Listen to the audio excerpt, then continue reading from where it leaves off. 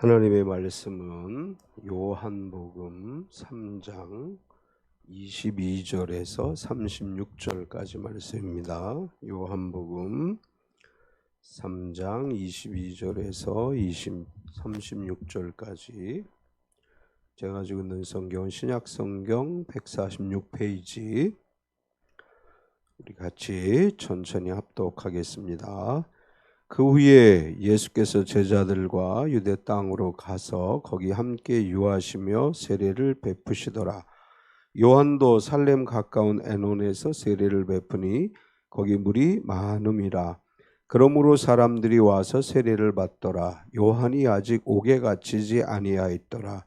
이에 요한의 제자 중에서 한 유대인과 더불어 정결 예식에 대하여 변론이 되었더니 그들에게 요한에게 가서 이르되 랍비여, 선생님과 함께 요단강 저편에 있더니 그 선생님이 증언하시더니가 세례를 베풀매 사람이 다 그에게로 가더이다. 요한이 대답하여 이르되 만일 하늘에서 주신 바 아니면 사람이 아무것도 받을 수 없느니라. 내가 말한 바 나는 그리스도가 아니요 그의 앞에 보내심을 받은 자라고 한 것을 증언할 자는 너희니라.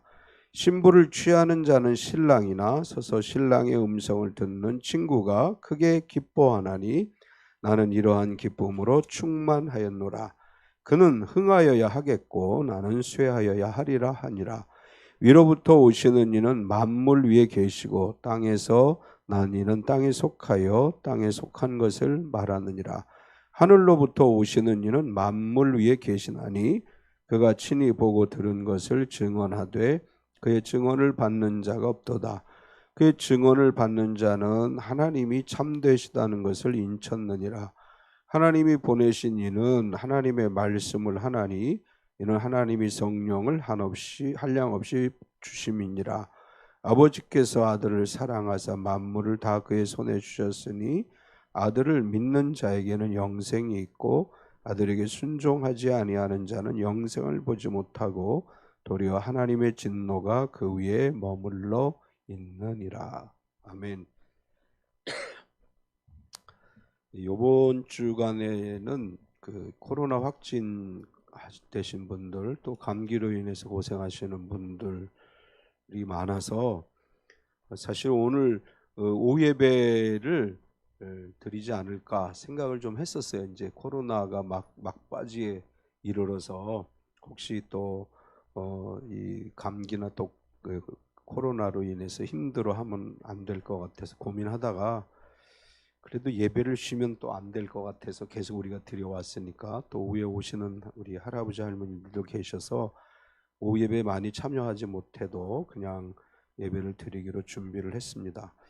미세먼지도 많아지고 꽃샘추위도 오늘 밤에 꽃샘추위 온다 그러죠. 한파가 몰려온다 그래요. 밤에 다 따뜻하게 주무시고 건강하게 이번 한 주간 지내시고 다 주일날 다시 만날 때는 확진되신 분들은 다 치료되고 감기 걸렸던 분들도 다 낫고 그래서 건강한 모습으로 다음 주일날 만나기를 소망합니다. 오늘 예수님께서 니고데모와 이야기를 나누신 다음에 유대 땅에 머무시면서 침례를 베푸셨고 사람들이 요한에게 예수님에 대해서 말씀하시고 말하고 요한은 예수님에 대해서 그는 흥해야 하겠고 나는 쇠하여야 하리라 이렇게 말합니다. 이제 이 말씀을 중심으로 해서 그는 흥하여야 하리라 이런 제목으로 말씀을 나누려고 합니다. 이제 오늘은 사실은 제가 이번 주간에 좀 지난 한 주간 좀 바빴어요. 월요일 날도 갔다 오고 금요일 날도 갔다 오고 토요일 날도 갔다 오고 그래서 말씀을 준비할 시간이 많지 않아서 오늘 좀 짧게 나누어야 되겠다 그렇게 생각을 하고 말씀을 준비했습니다. 짧게 해야지 그렇게 준비했는데 그렇게 짧지는 않은 것 같아요. 하다 보니까 어제 그 세종시 갔다가 교회 오니까 5시가 넘었는데 그때부터 오후 예배 준비를 하는데 최대한 짧게 해야지 그렇게 했는데 최대한 짧게 해보겠습니다. 오늘 이야기에서 첫 번째는 세례를 베푸셨다 이렇게 기록을 했습니다. 예수님의 공생애, 예수님의 생애에 관한 이야기를 기록한 성경을 우리는 복음서라고 이야기하죠. 복음서 중에서도 마태, 마가, 누가복음은 공관복음이라고 이야기합니다. 이제 비슷비슷한 이야기들이 기록되어진 이제 이 세 개의 복음서를 공관복음, 또 요한복음은 사복음, 또 뭐 이렇게 이제 분리해서 이야기하기도 하는데, 이 마태, 마가, 누가, 요한복음 전체를 읽어보면 예수님이 세례를 베푸셨다라는 이야기가 여기에만 나와요. 그러니까 마태, 마가, 누가복음에는 나오지 않고 요한복음 중에서도 요 3장에서 3장과 4장 초반에만 세례를 베푸신 이야기가 기록되어져 있습니다.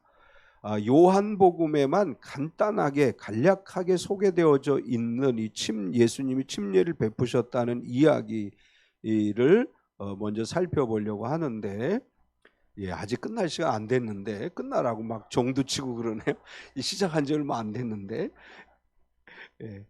예수님께서 침례를 베푸신 기록을 보면 유대 땅으로 가서 침례를 베푸셨다 이렇게 기록을 해요. 22절을 보면 그 후에 예수께서 제자들과 유대 땅으로 가서 거기 함께 유하시며 세례를 베푸시더라.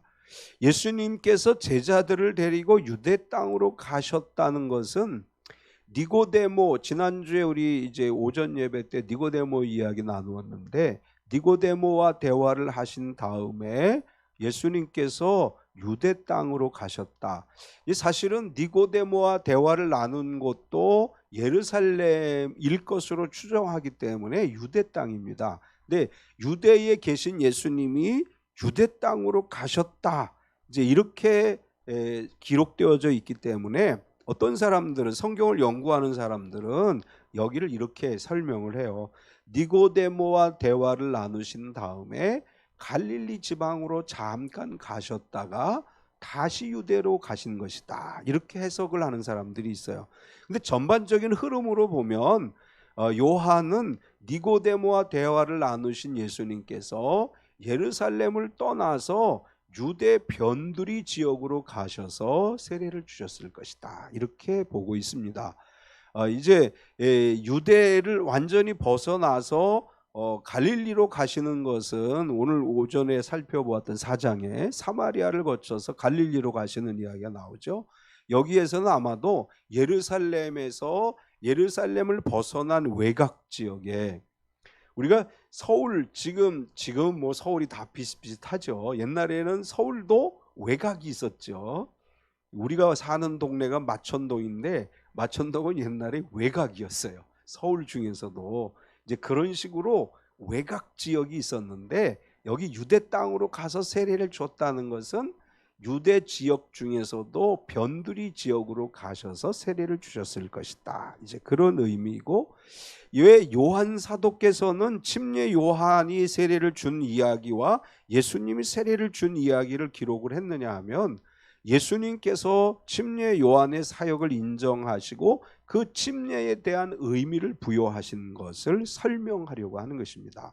우리 예수님을 믿는 사람들은 예수님을 구세주로 고백하면 다 침례를 받죠. 우리는 이제 세례가 아니고 침례를 받아요. 이렇게 뭐 강이나 냇가에 가서 물속에 들어갔다 나오는 침례를 하는데, 예수님이 침례를 베푸셨다는 것은 요한이 침례를 베푼 그것을 인정하고 침례의 의미를 분명하게 말씀해 주신 것이다, 이렇게 볼 수 있고, 예수님께서 침례를 베푸신 것에 대해서 오늘 오전에 살펴본 말씀이죠. 요한복음 4장 2절에는 이렇게 설명해요. 예수께서 친히 세례를 베푸신 것이 아니오 제자들이 베푼 것이라. 그러니까 예수님이 요한에게 세례를 받으신 다음에 예수님도 사람들에게 세례를 주었겠지만 많은 사람에게 주지 않고 일부에게 세례를 주면서 제자들에게 너희는 이렇게 세례를 주라 가르쳤고, 그래서 예수님의 제자들이 예수님과 함께 있는 곳에서 세례를 주었다, 이런 이야기고, 예수님이 침례를 베푸실 때 침례 요한도 침례를 베풀었습니다. 23절 24절, 요한도 살렘 가까운 에논에서 세례를 베푸니 거기 물이 많음이라. 그러므로 사람들이 와서 세례를 받더라. 요한이 아직 옥에 갇히지 아니하였더라. 예수님이 세례를 주신 곳은 정확하게 어딘지 몰라요. 유대 변두리 어느 지역일 것이고, 세례 요한이 세례를 준 곳은 살렘 가까운 에논이라고 되어 있습니다. 근데 사실 살렘 가까운 에논이 어딘지는 아무도 몰라요. 이제 이 시대에는 거기가 어딘지를 알 수 있었지만 오늘날은 그 지역이 어디인지 정확하게 알 수 없는 지역입니다. 중요한 것은 뭐냐면 동시에 예수님도 예수님의 제자들과 함께 침례를 주었고 요한도 침례를 주었다는 거예요. 그러니까 그 상황에서 많은 사람들이 예수님에게 오고 요한에게 와서 세례를 받았다. 이것은 예수님의 세례가 이제 예수님과 요한이 세례를 베풀므로 인해서 예수님의 공생의 사역을 완벽하게 준비하는 것이라고 말할 수 있는데, 세례는 회개의 세례죠. 회개하고 세례를 받는 거예요. 우리가 죄 지은 것을 하나님께 고백한 다음에 죄 사함을 받은 그 증거로서 침례를 받는 것인데, 예수님의 본격적인 사역에 앞서서 엄청나게 많은 사람들이 예수님과 요한에 의해서 세례를 받았음을 설명해 주는 것입니다. 4장 1절에 예수께서 제자를 삼고 세례를 베푸시는 것이 요한보다 많다 하는 말을 바리새인들이 들은 줄 주께서 아신지라.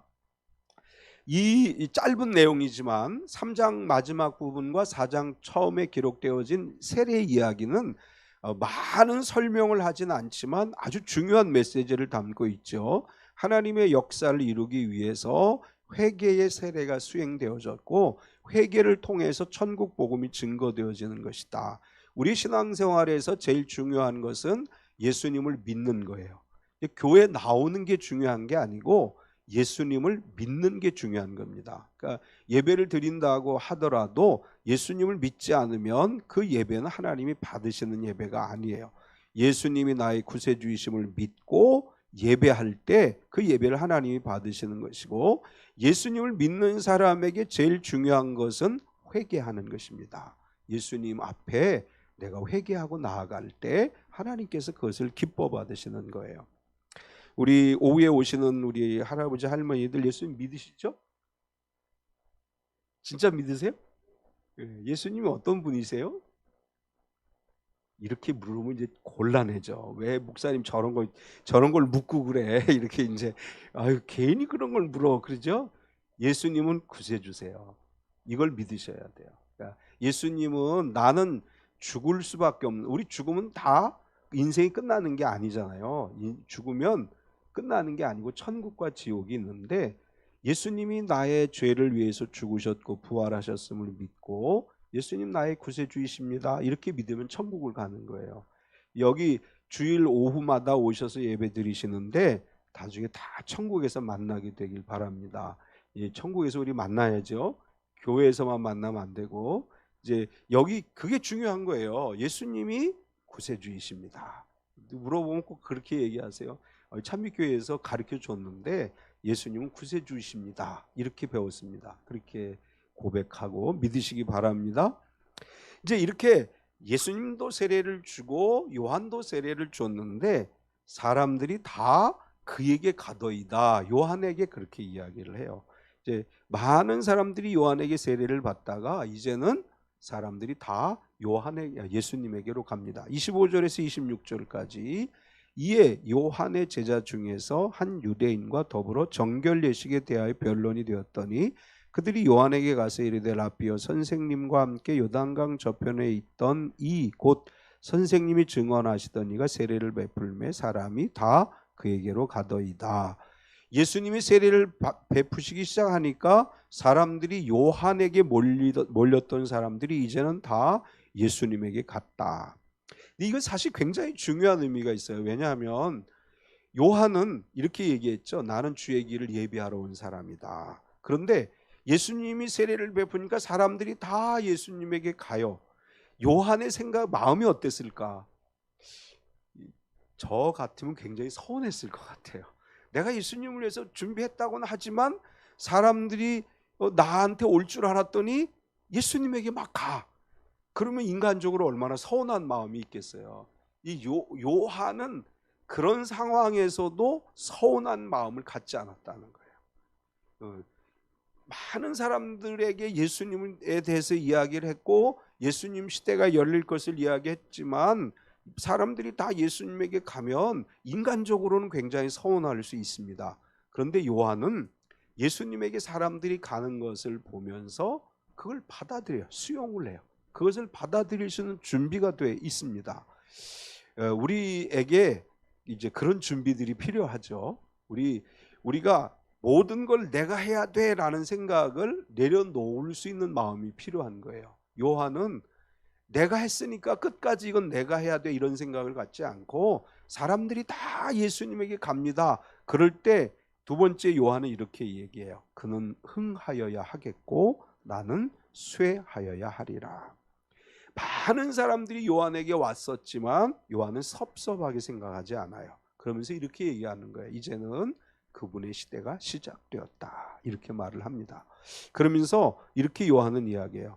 하늘에서 주시지 않으면 아무것도 받을 수 없다. 27절을 보면 요한이 대답하여 이르되 만일 하늘에서 주시는 바 아니면 사람이 아무것도 받을 수 없느니라. 많은 사람들이 예수님에게 가는 것을 보고 사람들 참 어떻게 저렇게 인정머리 없이 다 예수님에게 가는 거야 이렇게 생각하는 것이 아니고 하나님이 주셨기 때문에 그분에게 가는 것이다. 하나님이 주시지 않으면 아무것도 할 수 없다. 요한은 이렇게 이야기합니다. 우리에게 이런 믿음이 필요하죠. 하늘에서 주시지 않으면 할 수 있는 게 아무것도 없어요. 하나님이 우리에게 허락하시지 않으면 우리가 아무것도 할 수 없어요. 요한은 지금 그 이야기를 하는 거예요. 예수님이 하시는 건 하늘에서 주시는 거야. 그래서 전적으로 하나님이 하시는 것이기 때문에 그분이 하시는 게 맞다 이렇게 이야기하면서 우리에게 이렇게 얘기해 주는 거예요. 성도들이요, 하나님이 주시지 않으면 아무것도 안 되는 것입니다. 그래서 하나님을 의지하십시오 이렇게 얘기합니다. 그리고 또 요한은 이렇게 얘기를 해요. 신랑의 음성을 듣는 친구가 크게 기뻐한다. 28절과 29절에 내가 말한 바 나는 그리스도가 아니요 그의 앞에 보내심을 받은 자라고 한 것을 증언할 자는 너희니라. 신부를 취하는 자는 신랑이나 서서 신랑의 음성을 듣는 친구가 크게 기뻐하나니 나는 이러한 기쁨으로 충만하였노라. 굉장히 위대한 신앙 고백이에요. 이제 이런 얘기예요. 친구 결혼식에 갔어. 근데 내 친구가 이제 신랑인데 신랑이 아주 이쁜 신부를 맞이해 드리니까 샘이 나서 아니 쟤는 왜 저렇게 이쁜 신부를 맞이하는 거야? 그러는 게 아니고 그 신랑이 신부를 맞아 드리는 걸 보고 신랑이 너무 기뻐한다는 거예요. 신랑 친구가 기뻐한다는 거예요. 신랑이 신부를 맞이해서 결혼식장에 딱 들어가는 거 막 웃으면서 들어가는 거 보고 친구가 크게 기뻐했다. 옛날에는 막 결혼식 가면 신랑도 울고 신부도 울고 엄마도 울고 아빠도 울고 다 울었는데 요즘 다 웃더라고. 우는 사람 별로 없더라고. 다 막 신나해요. 이제 요한은 이렇게 얘기해요. 예수님은 내 친구야. 그런데 예수님이 신부를 맞이해. 나는 근데 그때 예수님의 이야기를 듣고 음성을 듣고 너무 크게 기뻐하고 있어. 이렇게 얘기하는 거예요. 평범한 사람이라면 이렇게 고백하기 힘들죠. 나는 정말 예수님을 위해서 모든 걸 다 내어놓았는데 사람들이 날 이렇게 외면하고 다 예수님에게 가? 세상에 그럴 수 있어? 이런 마음을 가질 수 있는데 요한은 그렇게 가지 않았다는 거예요. 예수님의 사역을 보고 크게 기뻐했다. 그러면서 또 이렇게 얘기해요. 그분은 흥하여야 하겠고 나는 쇠하여야 하리라. 30절에 그는 흥하여야 하겠고 나는 쇠하여야 하리라 아니라 요한은 자신이 온 목적을 주의 길을 예비하는 것이라고 분명하게 이야기했습니다. 그런데 우리가 한번 생각을 해볼게요. 요한은 이때 몇 살쯤 됐을까요? 예? 요한은 몇 살쯤 됐을 것 같아요? 예수님보다 6개월 먼저 태어났어요. 그러니까 예수님이 30세에 공생애를 시작하셨으니까 요한도 이때 30살이나 31살인 거예요. 예. 근데 30살이면 젊잖아요. 근데 하나님 얼마나 이 요한에게 아픔을 주셨느냐 하면 제사장의 아들인데도 좋은 것을 누리지 못하고 광야에서 SNS파의 생활을 했어요. 그러니까 그냥 집에 있으면 제사장 집안은 잘 살아요. 뭐 충분히 좋은 걸 누릴 수 있는데 하나님께서 요한을 광야로 불러내셨어요. 젊은 어린 요한을 광야로 불러내셔서 광야 생활을 하게 하신 거예요. 그리고 예수님이 오시기 전에 회개하라 천국이 가까웠다고 외치면서 침례를 주고 주의 길을 준비하게 했어요. 그리고 아주 젊은 나이에 30대 초반에 요한의 사역은 이제 막을 내리게 돼요. 그리고 예수님의 시대가 열리게 돼요. 30대 피 끓는 청년의 때예요. 그런데 이제 그 후에 언제 순교를 당했는지 모르지만 요한은 또 순교를 당해요. 예수님보다 먼저 죽어요. 예수님은 33살쯤에 우리가 십자가를 지셨을 것으로 보는데 예수님의 초기 사역 중에 요한은 순교한 것으로 성경이 기록을 하고 있어요. 그러니까 인간적으로 볼 때 요한의 이 고백은 위대한 고백인 거예요. 30살밖에 안 된 요한은 나는 힘들게 지금까지 광야 생활을 하면서 주의 길을 준비했는데 하나님 너무해요. 아니 이제 나보고 내 시대를 끝내란 말입니까? 난 정말 억울합니다. 이렇게 이야기하는 게 아니고 그는 흥하여야 하겠고 나는 쇠하여야 하겠다. 사실 요한의 이야기를 지금까지 많이 설교도 하고 읽기도 했는데 어제 이 말씀을 준비하면서 요한의 마음이 한번 돼봤는데 이분이 얼마나 마음이 아프셨을까. 물론 하나님의 일이니까 기쁨으로 했겠지만 인간적으로는 아픔이 담겨져 있는 고백이다, 이런 생각을 해봤습니다. 그럼에도 불구하고 이분은 하나님의 일이기 때문에 모든 것을 내어드리고 주님 나라를 위해서 일하셨어요. 하나님께서는 때로는 우리에게 아픔을 요구하실 때도 있어요. 항상 예수 믿으면 잘 되고 예수 믿으면 형통하고 그런 게 아니고 때로는 하나님 나라를 위해서 침례 요한과 같이 자신을 희생해야 될 때도 있습니다. 이런 상황이 오더라도 그리스도인들이 가져야 될 마음은 감사함으로 받아야 된다, 이런 말씀을 우리에게 들려주고 있습니다. 세 번째는 하나님이 보내신 분으로 예수님이 소개되어지고 있죠. 하나님이 보내신 분에게는 이런 역사가 일어날 수 있다, 이제 이렇게 말씀을 하는데 하나님이 보내신 분은 하나님의 말씀을 하셔요. 31절에 34절 위로부터 오시는 이는 만물 위에 계시고 땅에서 난 이는 땅에 속하여 땅에 속한 것을 말하느니라. 하늘로부터 오시는 이는 만물 위에 계시나니 그가 친히 보고 들은 것을 증언하되 그의 증언을 받는 자가 없도다. 그의 증언을 받는 자는 하나님이 참되시다는 것을 인쳤느니라. 34절 중요하죠. 하나님이 보내신 이는 하나님의 말씀을 하나니 이는 하나님이 성령을 한량없이 주심이니라. 하나님의 보냄을 받은 사람은 하나님의 말씀을 하는데 성령께서 그 마음속에 오셔서 하나님의 말씀을 하게 하신다. 우리 안에 성령이 오시면 예수님께서 이렇게 말씀하셨어요. 성령이 오시면 말씀을 깨닫게 하시고 생각나게 하신다, 이렇게 말씀하셨어요. 우리가 왜 성령 충만을 받아야 되느냐 하면 성경 창세기서부터 요한계시록까지 66권을 매일 읽어도 다 기억할 수 없어요. 그런데 성령이 오시면 말씀을 기억나게 하시고 생각나게 하시고 하나님의 뜻을 알게 하시는 거예요. 그래서 매일 성경을 묵상하고 성령이 나로 하여금 말씀을 깨닫고 알게 해달라고 우리가 성령을 의지하고 살아가야 됩니다. 우리 참빛교회 모든 성도님들 사순절 신약성경 말씀 우리가 계속 이제 읽고 있는데 말씀을 읽을 때마다 성령께서 그 말씀들을 깨닫게 하시고 말씀의 의미를 알게 하시고 하나님의 은혜를 누리게 하시는 줄 믿습니다. 또 이 하늘로부터 오신 분이 하나님의 말씀을 한다고 이야기하고 아버지께서는 만물을 그에게 주셨다. 35절에 아버지께서 아들을 사랑하사 만물을 다 그의 손에 주셨으니 이렇게 이야기하고 마태복음 28장 18절에 예수께서 나와 말씀하여 이르시되 하늘과 땅의 모든 권세를 내게 주셨으니 이렇게 말씀하셨어요. 하나님께서 예수님을 보내주셨을 뿐만 아니라 하늘과 땅의 모든 권세를 주셨다고 말씀했습니다. 예수님은 하늘과 땅의 모든 권세를 받으셨고 우리를 향해서 하늘과 땅의 모든 권세의 능력을 행하게 하십니다. 성령 충만을 받은 그리스도인들은 부활하신 예수 그리스도의 이름에 권세를 의지할 때 하늘과 땅의 모든 은총을 누리게 될 줄 믿습니다. 마지막에는 이렇게 얘기해요. 아들을 믿는 자에게는 영생이 있다. 36절에 아들을 믿는 자에게는 영생이 있고 아들에게 순종하지 아니하는 자는 영생을 보지 못하고 도리어 하나님의 진노가 그 위에 머물러 있느니라. 니고데모에게도 같은 말씀을 하셨죠. 하나님의 아들을 믿으면 영생이 있습니다. 하나님의 아들을 믿는 모든 그리스도인들은 영생 복락을 누리게 됩니다. 모두 하나님의 아들 예수님을 믿음으로 영생 복락을 누리게 된 줄 믿습니다. 오늘 우리가 짧게 나눴죠? 예, 짧게 말씀을 나눴습니다.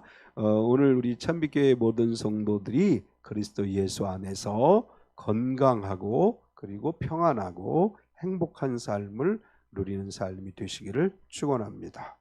이 시간 우리 한번 통성으로 기도할 때 주님, 우리 이 코로나 확진으로 치료받는 성도들 건강 회복하게 하시고 또 감기 때문에 오래 고생하시는 분들 주변에 우리 성도들이 아니더라도 우리 주변에 제가 아는 목사님도 2분 지금 일주일째 고생하시는 목사님들 계시는데 아는 분들 중에 감기로 고생하시는 분 또 여러 질병으로 고생하시는 분들 치료받기를 위해서 기도하고 오늘 요한복음에 말씀한 것처럼 하나님께서 하늘의 말씀을 우리에게 주시기를 성령 충만한 가운데 말씀의 은혜를 깨닫고 말씀 안에 살아가는 삶이 되기를 위해서 같이 통성으로 기도하겠습니다. 할렐루야. 거룩하신 하나님 감사합니다. 주님께서 오늘도 우리에게 말씀 주셨고 또 우리 가운데 함께 하셨음을 감사합니다.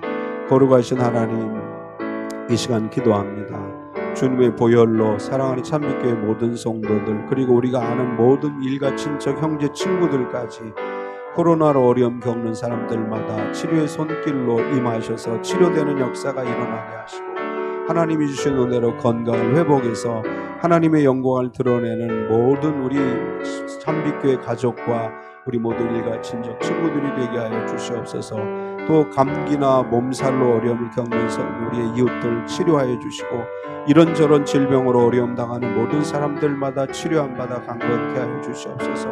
사랑하는 하나님, 이 시간 우리에게 하늘로부터 온 말씀의 은혜가 필요합니다.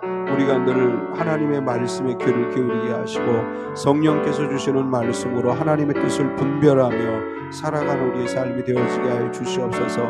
진실로 하나님의 돕는 손길이 우리에게 필요합니다. 하나님 은혜가 우리에게 필요합니다. 하나님의 은혜가 우리에게 필요합니다. 하나님 우리를 도와주시옵소서. 우리 가운데 은혜를 베풀어 주시고 날마다 말씀을 붙들고 승리하며 살아가는 삶이 되게 하여 주시옵소서. 자비로우신 하나님, 진실로 오늘 한파가 온다고 합니다. 이번 한 주간 환절기 미세먼지도 많고 또 여러 가지로 열악한 건강이 위험받는 상황 속에서도 모두가 다 건강하게 지내게 하여 주시고 하나님의 은혜를 누리며 살아가는 삶이 되어지게 하여 주시옵소서. 주님, 모든 것 주님께 맡깁니다. 주는 우리 삶의 주인이 되어주시고 우리 가운데 친히 찾아와 주시옵소서. 사랑하는 하나님, 우리 참빛교회 모든 가족들을 축복해 주시옵소서. 사랑하는 우리 참빛교회 성도들의 온 일가 친척까지 모두가 다 예수 믿는 역사가 일어나게 하여 주시옵소서. 한 사람도 예수 믿지 않는 사람 없게 하여 주시고 모두가 다 예수님 만나고 구세주로 믿고 고백해서 천국 시민이 되는 역사가 일어나게 하여 주시옵소서. 주님의 보혈로 우리를 씻어주셔서 상처받은 영혼은 치료되게 하시고 또 육신의 질병이 고침받게 하시고 마음의 불안이 평안이 되게 하여 주시고 물질적 가난이 부함이 되게 하여 주시고 막힌 담이 헐어지게 하여 주시옵소서. 우리 오예배 참석하는 할머니 할아버지들 지켜주셔서 예수님이 구세주이심을 믿고 구원받은 하나님의 성도로 하나님 나라의 백성이 되고 천국을 소유하게 하여 주시옵소서. 또 자녀들을 위해 가족들을 위해 기도하는 기도가 이루어져서 자자손손 예수 그리스도의 이름으로 복을 받는 우리 가족들이 되게 하여 주시옵소서. 사랑하는 주님, 우리가 기도하는 거 하나도 땅에 떨어짐 없이 이루어지게 하시고 우리의 기도 속에 하나님의 임재하심을 경험하게 하여 주시옵소서. 예수님의 이름으로 기도드리옵나이다. 아멘.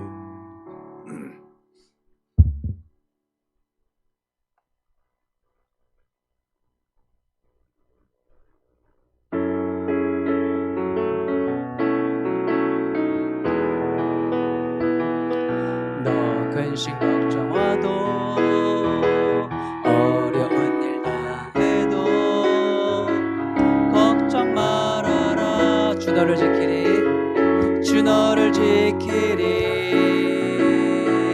위험한 일 당해도 슬픈 일이 와도 걱정 말아라. 주 너를 지키리. 주 너를 지키리. 늘 지켜주시리. 늘 지켜주시리. 주님의 사랑 속에 거하라. 그의 평화 속에 유하라. 그분의 영원 속에 자유하라. 주 지키리. 우리 앞뒤 옆 사람 축복하겠습니다. 주님의 사랑 속에 거하라. 그의 평화 속에 유하라. 주님의 영원 속에 거하라. 주 지키리. 주 지키리.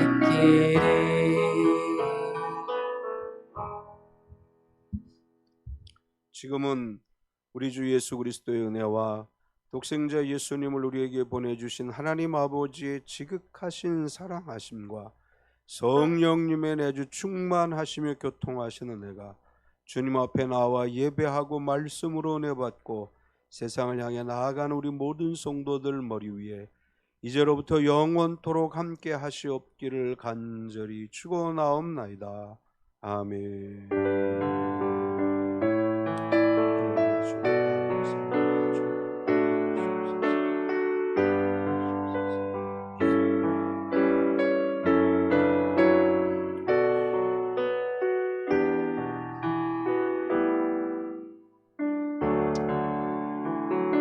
우리 하나님께 영광의 박수를 드리겠습니다.